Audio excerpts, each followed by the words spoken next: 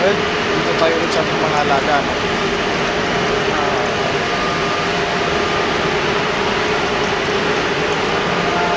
Alagang isda. Pato.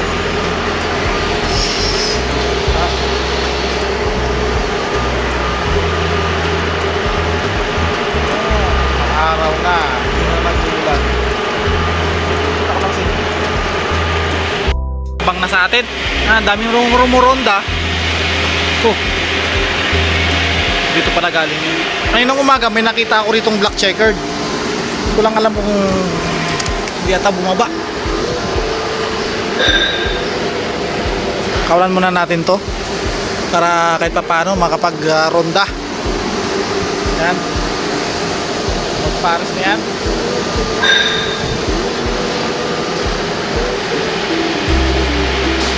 Yan yung hen na nakuha na natin ng mga nakarang araw. Ubar na yun sa taas. Wala isang na orange. Yan, lumipad. Yan yung hen na bagong bihag natin. Na namaris dun sa isang suksukin. So para ayos naman. May mga itlog na sila. Ang wala pang itlog, itong yun. Yung dalawang matanda natin, yung Homer na brown, yung black. Wala pang itlog. Yung dalawang magpares na yun, mukhang sablay na naman ang itlog nila. Dito ang itlog yan eh. Ito yan eh. May itlog sila dyan. Tinigilan na naman nila ang limlim. Yung dalawa na yun. Nag-aantay, pakainin ko lang muna saglit ha. Kuha lang tayo pakapatuka. Ito natin pakainin sa labas para kahit pa paano makita natin lahat.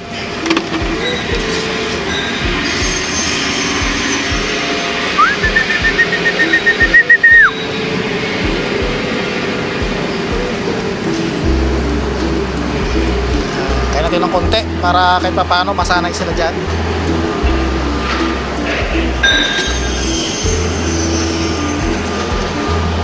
Ha? Hindi natin mga isda. Kita ba? Yun, kita. Lalaki na.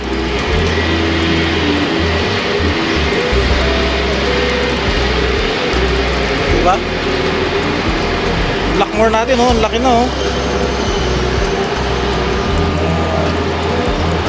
Kasawa, dadagdagan natin ng isda para kahit pa paano tumaba itong ating mga tanim dito sa aquaponics natin.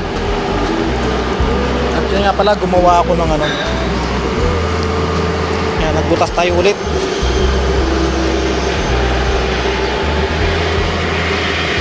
Palitan na natin yung mga styro cup na yan paunti-unti.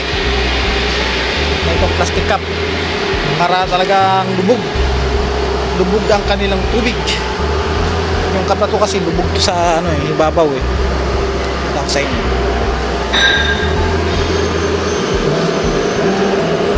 Yan o, nabot talaga yung tubig niya sa pitan ng ating cup. Kaya maayos na maayos yan. Ipat natin mamaya yan. For the meantime, dito muna tayo sa mga alaga natin. Nakalabas-labas ko lang sa work. Kaya ito, tambay-tambay muna. Kain ng kalapati. Ayan. Tama natin sila manginain dyan. Ayan, yung isa na yan, dun yan. Sa 8, pataas. Bagong pisa na rin ang ano yan. Bagong pisa na rin yung kanyang nililimliman na itlog. Masipag maglimlim eh. Mag-partner na yun eh. Kaya lagi sila nag-aaway ng brown. Yung siya nakatira sa taas.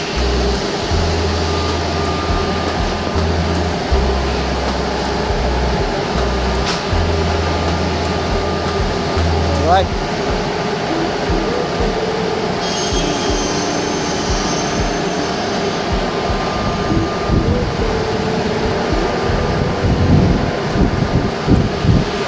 Makikita tayong mga kalapating dumadaan-daan. Outing ngayon, hindi na nag-uulan. Yung mga nakarang araw eh, parang yung ulan eh.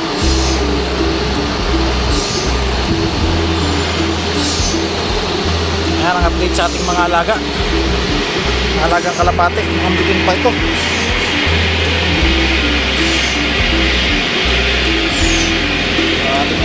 pansi.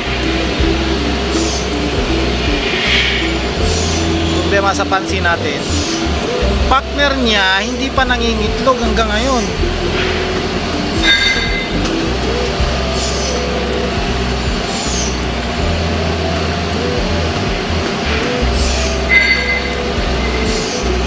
Diba? Kanya-kanya silang teritoryo.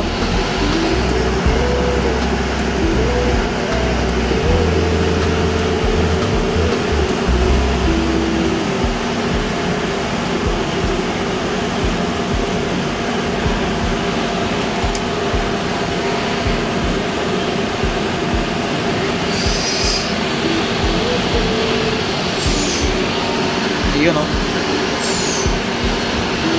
Lakas makaubos itong mga pag-aalaga ng mga hayop, kalapati, manok, sa pagpaparming.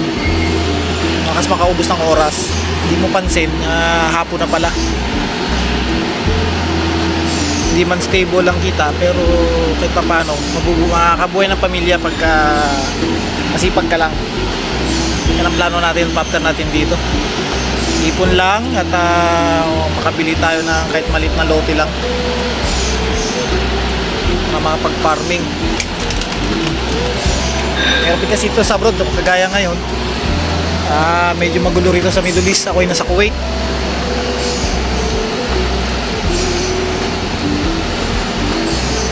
May iwasan mag-alala.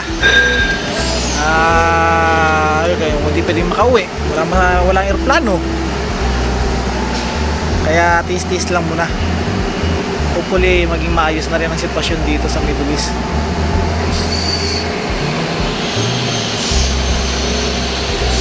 Yan, libangan ko para tanggal ang stress. Paglabas ng trabaho, diretso ako rito. Tingin-tingin sa ating mga alagang kalapate. Yan.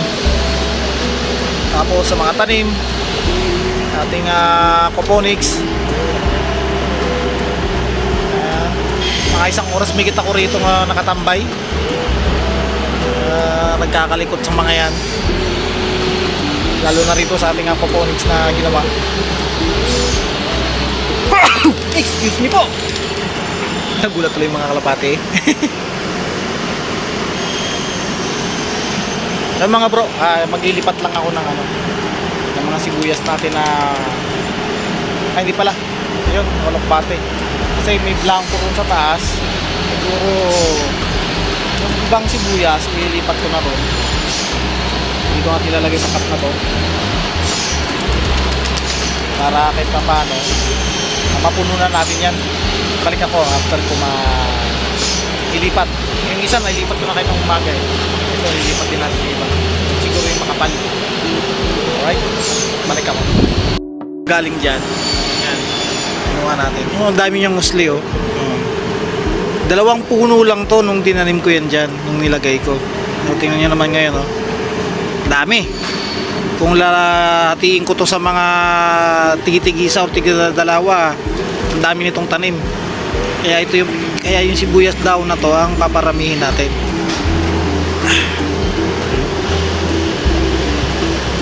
Yan sila, oh. Kompleto na yung sa baba. Sa taas kulang pa ng 2, 4, 6.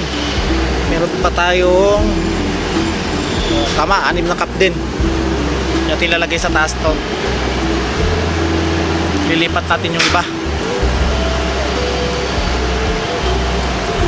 para hindi na magalaw to ang ating hydroponics. Napakadilaw. Yun nga lang, yung kagaya sa nabanggit ko ng mga nakaraan, ang ating aquaponics ay hindi pa ganun ka stable ang kanyang nutrients sa tubig. Kasi nga yung ammonia na kino-convert ng ating biofilter ay kakaunti. Kasi 4 lang yung isda natin eh. Kaya hindi niya kayang i-sustain pa yung magandang sustansya para sa ating mga tanim, makapag-produce ng maraming nitrate. Kaya ganyan, madilaw yung ating mga leaves ng ating mga tanim dyan. Susubukan natin siguro sa mga susunod na araw, gagawa rin ako ng isa pang Dutch bucket. Puro sibuyas dahon naman ang ilalagay natin para ma-compare natin ang maayos sa dalawa. Ang hindi ko lang sure kasi magtataginit na kung ito ba'y mabubuhay pa sa ganitong taginit ang mga sibuyas daon. Hindi ko pa natatry kasi nung sa kabilang company ako dati kong video doon sa kabilang channel ko na nawala na, yung mga sibuyas daon na yan napalaki ko ng gusto yan. Hanapin ko yung mga picture nun kung meron pa ako. Ano ko na dito siguro sa gilid. Yung mga sibuyas daon nun malalaki. Yung mga ganyan sibuyas din yung nabili ko pero lumaki ng gusto. Ang hindi ko lang sure noon kung inabot ba yun ng summer kasi nasa gilid lang din yun eh. Pero ito kasi open eh. Ang kabilang side niya open, doon kasi hindi naaarawan ng mga bandang tanghali na hanggang hapon. Pero ito kasi naaarawan eh. Hindi ko lang alam kung mabubuhay sila pag isa sa summer na. At the same time, yun sa PVC nakalagay yun. Ito naman hindi. Aluminum bar kasi itong ginawa natin eh. Square. Aluminum ito. Yari sa aluminum ito eh. Kaya pinapinturahan ko na puti para kahit paano mag-deflect lang yung init ng araw. Ayan, balik ako pagka nalipat na natin itong mga ito. Mailagay na natin doon sa ibabaw. Okay? Mga bro, lipat na natin yung mga sibuyas natin dyan. Yung iba nasundo sa taas. Ayan, dyan natin sila patatabay na. Hati-hati ko lang yung ibang laman ng ating isang cup na dito. Ayan, tinanggalan natin. So sunod na mga araw siguro, ito namang isa. Yan ang itatanim natin sa hydroponics. Bukan natin sa hydroponics yan. Gagawa lang ako ng isang timba pa. Maghahanap tayo ng insulation din. Siguro itong ating filtration dito. Yan. Tatanggalin na natin yan. Total naman meron na tayo nito. Lilipat na lang natin yan. Gagalagay na lang natin dito sa ating hydroponics. Kagaya rin ito. Kasi maganda talaga ang tubo sa hydroponics. Ayan. Pero sa ating aquaponics sa ngayon kasi nga kukunti pa lang ang isda. Pag dumami siguro ang isda natin, gaganda na rin ang tubo niyan. Hindi kung kukumpare mo ito, maperde na unlike ito, mga madilaw. Diba?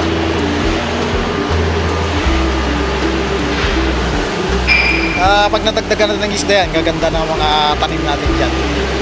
Ayun, yan lang muna. Yung tanim natin, hindi ko na kailangan diligan kasi mga nakang-araw, 2 araw nag-uulan. Ang kapalan ng ating tanglad. Ang dami nyo ng usli. Kupuli ito. Buhay na rin ito. Tinanim pala natin sibuyas yun. Buhay naman. Yung kamote, hindi ko lang alam kung mabubuhay. Diyan, lagay ko dyan. May tanim tayo ditong avocado na dito lang sa Kuwait nabili sa grocery. Yung buto niyan, dyan at tumubo na rin. Yan ang pang dahon ito. Ito yung katabi. Yan, nakatayo na yan. Ito. Yan. Lapang dahon. Nagkaroon ng dahon yan, nawala. Ngayon, buhay na siya. Hopefully, gumanda. Avocado na yan para magkaroon tayo ng avocado tree dito kahit maliit. Pag lumaki siya, ililipat natin sa mas malaking drum. Mga ganito siguro kalaki. Yan. Update sa ating mga tanim. Nabigyan tayo ulit ng tanglad. Diyan natin lilipat sa mga to. Kasi mga to para taga sa tanglad to eh. Gantay lang tayo na nabigyan tayo ulit o makakuha tayo sa mga kasamahan natin. Tatanim natin dyan. So para ito ng update sa ating mga pinagkakalibangan. Tanggal stress. Meron pa pala. Ito pala yung ating seeds ng sitaw. Kaya pinunla ko ito noong nakaraan. Tinakpang ko lang baka tirahin kasi ng ibon eh. Oh yun ugat na siya. Pag tumubo na yan, ilalagay na natin sa styro cup yan. Isa yan sa ilalagay natin sa aquaponics. Ilalagay tayo ng 2 piraso aquaponics tapos sa 2 piraso din sa ating hydroponics. Yan, dalawa.